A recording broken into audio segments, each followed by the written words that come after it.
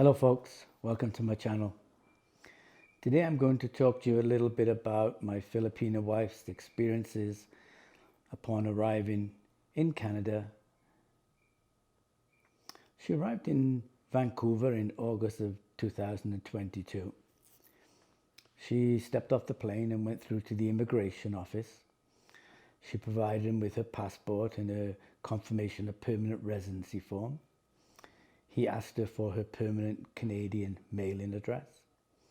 There were several other questions that were just follow-ups to still ensure that she was eligible to enter Canada. Once everything was sorted out and approved, he gave her back her copy of the permanent resident form and sent her on her way. She came out to the airport. I met her there and she had this bewildered look on her face as she was in a new country. So we took a flight then the next day to Calgary, Alberta, and then home to my house in Airdrie, which is about 20 minutes north of Calgary. Took a few days to settle in, get used to being in a different environment. The next step for us was to visit a Service Canada office and apply for her social insurance number. This is a 9-digit tax identity number that she would need for when she found a job and also to file her taxes every year, as all Canadians are required to do by the government. After getting the social insurance number, the next step was off to the bank. Now, all the major banks in Canada make it very easy for you to open up a bank account with little fuss. She just provided her with the social insurance number, her identity, and then an account was opened. We started putting money in for her, and then within 6 months she was able to apply for a Visa card, which was approved. A lower limit, but it was still a Visa card. And that's important if she is going to build any kind of good credit history for herself, as it's very important in Canada when you want to purchase anything using credit, you need that good credit number. So opening the account and setting up the Visa card is the first biggest challenge that she faced was 2 months later when winter set in.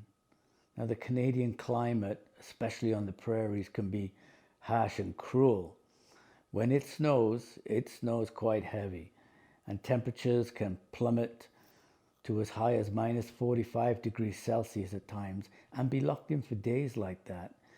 It's totally different arena than what she would have experienced living in the Philippines. And to her, it was quite a shock. I made sure that she had a warm winter coat, warm boots, socks, gloves that could keep the cold out. But she didn't venture out too much in those first few months. Whilst it was amazing to look at, it was certainly not inviting to be out there in the cold weather.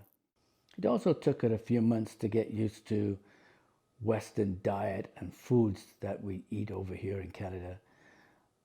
We're very lucky that close by we have several Asian food markets where Anacita is able to often get some of the foods that were available to her in Hong Kong and in the Philippines, but not a huge selection.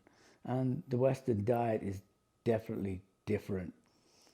We Canadians tend to eat a lot more red meat than most Philippine people do.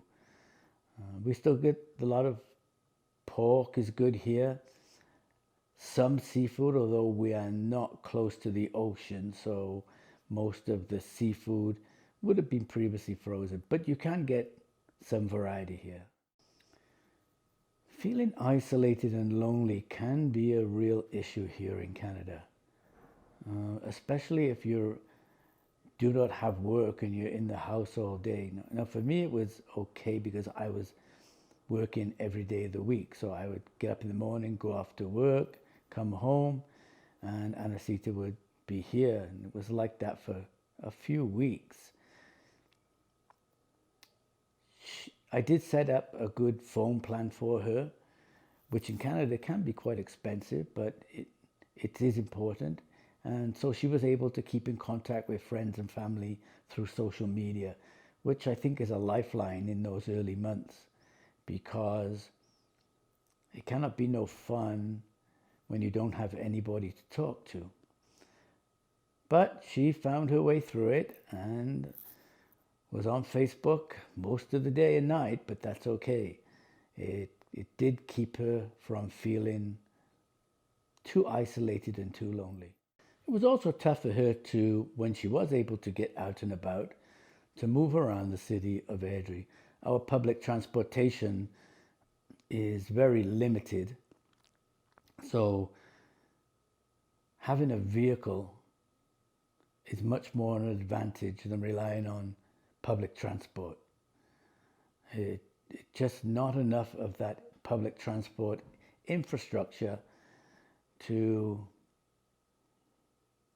cover what you need to do. So for most of the time, I would be driving her back and forth to her work. And so far, we've managed to survive that. Social media. Yes. Once she was settled in Canada, she would get inundated with requests from close friends, friends she'd never seen for many years, people on Facebook who might have blocked her at one time and then unblocked her. The requests that came into her to send money were numerous.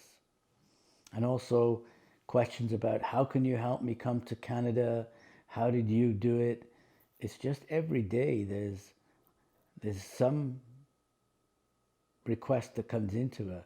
And it seems to me that most of these people that contact her really believe that now she is rich and can afford to share those riches around her friends and family. But it's not always like that, you know. We're not rich. We live quite comfortably. Yes, Anacita has her own job, her own money, her own bank account, but it doesn't make us rich people. Because Canada has numerous immigrants here, most communities have local Filipino associations, and they can be a great source of help for your new wife as she tries to adapt to her Canadian life.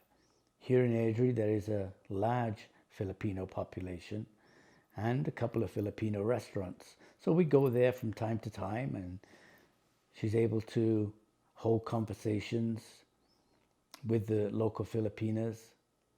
And I think it gives us some level of comfort, knowing that there are other people from her country close by. She hasn't yet made a lot of Filipino friends in where we live, but I'm sure that will come as the time moves forward. Well, folks, that concludes our chat for today. I look forward to talking again soon.